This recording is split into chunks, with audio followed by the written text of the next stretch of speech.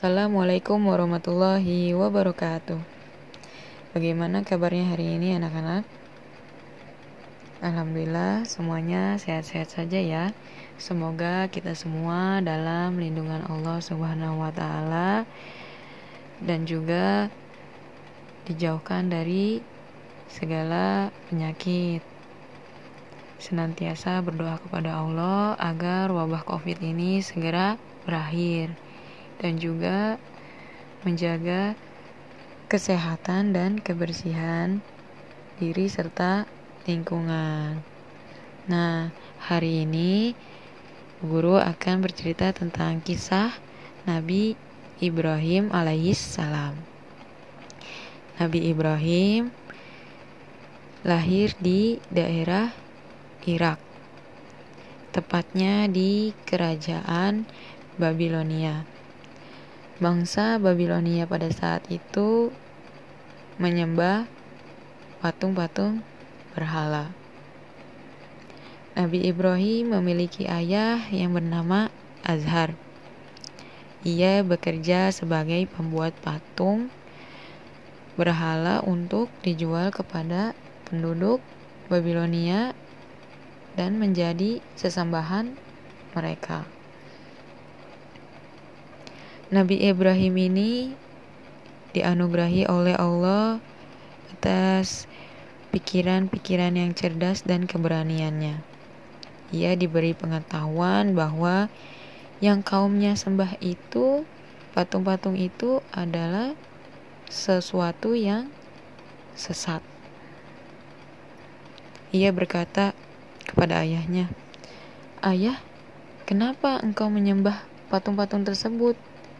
Padahal ayahlah yang membuat patung tersebut. Ia tidak berbicara ataupun berbuat apapun." Lalu Nabi Ibrahim mencari siapa sebenarnya Tuhannya ini. Mula-mula Allah memperlihatkan kepada Ibrahim dengan malam yang sangat indah, yang ada bintang-bintang yang sangat indah. Lalu Nabi Ibrahim berkata, "Sepertinya ini Tuhanku, ini sangat indah," kata Nabi Ibrahim. Lalu tiba-tiba pagi datang dan bintang-bintang pun menghilang. Lalu Nabi Ibrahim berkata, "Ini bukan Tuhanku. Tuhanku tidak menghilang. Aku tidak suka kepada Tuhan yang menghilang." Lalu di malam yang lain, Nabi Ibrahim melihat bulan yang sangat bersinar. Lalu Ibrahim berkata lagi, "Sepertinya ini Tuhanku. Ini sangat terang." Tapi pagi datang lagi dan bulan pun akhirnya tenggelam. Dan Ibrahim berkata, "Ini juga bukan Tuhanku. Sesungguhnya jika Tuhanku tidak memberi petunjuk kepadaku, aku akan menjadi orang yang sesat seperti kaumku." Lalu di suatu hari matahari terbit dan bersinar sangat terang. Ibrahim berkata, "Inilah Tuhanku, ini yang paling besar." Tapi di saat sore hari, matahari pun tenggelam. Lalu Ibrahim berkata, "Wahai kaumku, sesungguhnya aku tidak akan menyembah apa yang kalian sembah. Sesungguhnya aku akan menyembah Tuhan yang berhak disembah dan dimintai pertolongan. Tuhan yang menciptakan alam ini, yang menciptakan matahari, yang menciptakan bulan, yang menciptakan bintang.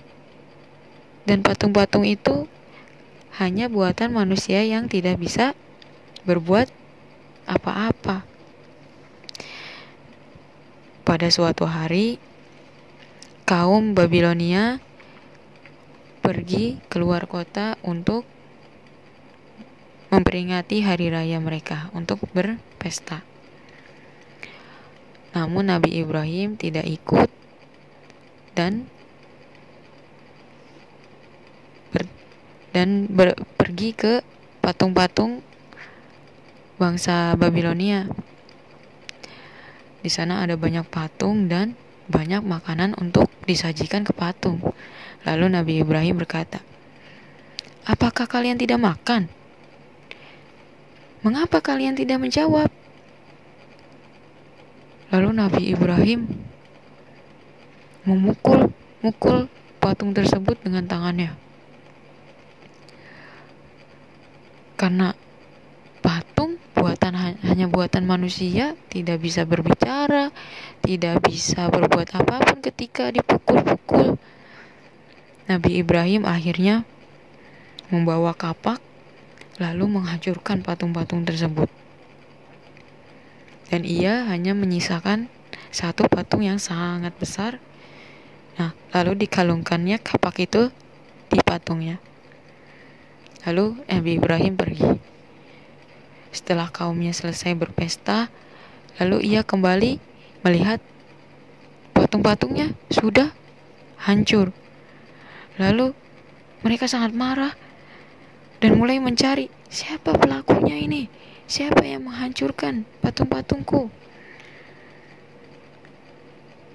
Mereka tidak bilang patung, mereka bilangnya Tuhan. Siapa yang menghancurkan Tuhan-Tuhanku? Lalu mereka mencurigai Nabi Ibrahim yang tidak ikut mereka berpesta. Lalu dia berkata kepada Ibrahim, "Apakah kamu yang melakukan perbuatan ini terhadap Tuhan-Tuhan kami?" Lalu Ibrahim berkata, "Itu bukan saya, tapi patung yang besar pelakunya. Tanyalah padanya." Di lehernya ada kapak. Lalu kaumnya heran. Kan itu hanya patung, tidak bisa berbicara atau melakukan sesuatu. Lalu Nabi Ibrahim pun menjawab, "Lalu mengapa kalian menyembahnya? Padahal ia kan tidak bisa berbicara, tidak bisa berbuat apapun, tidak bisa memberi manfaat kepada mereka." Lalu kaumnya Ibrahim pun menjadi marah dan mereka merencanakan untuk menghukum Nabi Ibrahim. Bukan dipukul ataupun dipenjara, tapi Nabi Ibrahim dibakar hidup-hidup. Mereka mengumpulkan kayu bakar yang sangat banyak supaya api yang membakar Nabi Ibrahim itu sangat besar. Lalu Nabi Ibrahim diikat dan dilemparkan ke dalam api yang sangat besar itu. Bagaimana rasanya kita dilempar ke dalam api, padahal terkena api lilin saja sudah panas, apalagi dilempar ke dalam api yang sangat besar. Namun dalam kejadian ini Allah menunjukkan kekuasaannya. Allah berfirman kepada api dalam surat Al-Anbiya ayat 69, "Hai api, dinginlah dan menjadi keselamatan bagi Ibrahim." Seketika api yang besar itu menjadi dingin untuk Ibrahim, dan Ibrahim pun selamat tanpa terbakar sedikit pun. Nah, kaum bangsa Babilonia ini melihat kejadian tersebut, tapi mereka tetap saja tidak beriman kepada Allah. Nah, kejadian tersebut sampai ke telinganya Raja Namrud, raja bangsa Babilonia yang sangat kejam dan menganggap dirinya sebagai Tuhan. Ia mendengar bahwa Nabi Ibrahim mendakwahi agar menyembah kepada Allah. Lalu Raja Namrud ini memanggil Nabi Ibrahim ke istananya dan berkata, "Sebenarnya siapakah yang kau anggap Tuhan itu, wahai Ibrahim? apakah kekuasaannya? Kata Raja Namrud bertanya ya. Dan Nabi Ibrahim menjawab, Tuhanku ialah yang menghidupkan dan mematikan. Lalu Raja Namrud berkata, aku juga bisa menghidupkan dan mematikan. Lalu Raja Namrud membuktikan dengan memanggil 2 orang laki-laki, dan yang satu dibunuh dan yang satu lagi dibiarkan hidup. Dan dia berkata,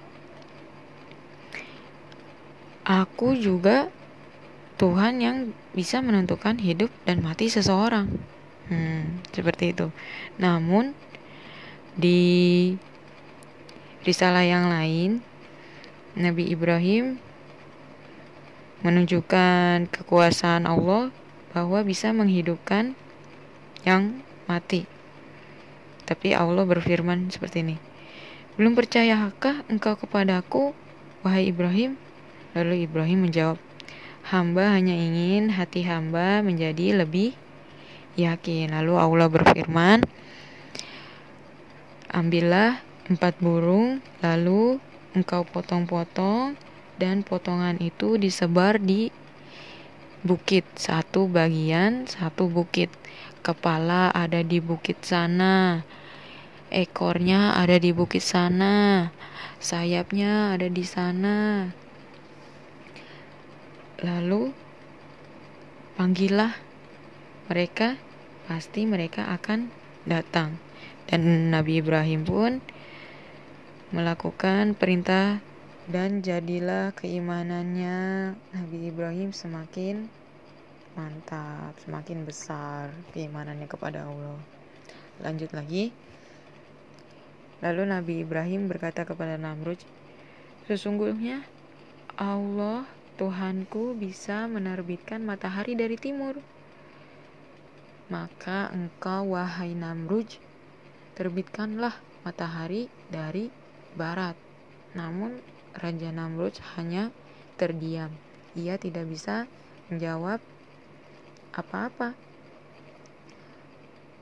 Lalu Allah mengutus malaikat mendatangi Namrud. Malaikat tidak hanya datang sekali, namun sebanyak 3 kali mendatangi Namrud agar Namrud beriman kepada Allah. Namun raja yang sombong itu tetap tidak mau beriman. Akhirnya Allah pun mengirim tentara nyamuk dalam jumlah yang sangat banyak. Nyamuk-nyamuk tersebut menyerang tentara Namrud dan memakan nyamuk makan apa?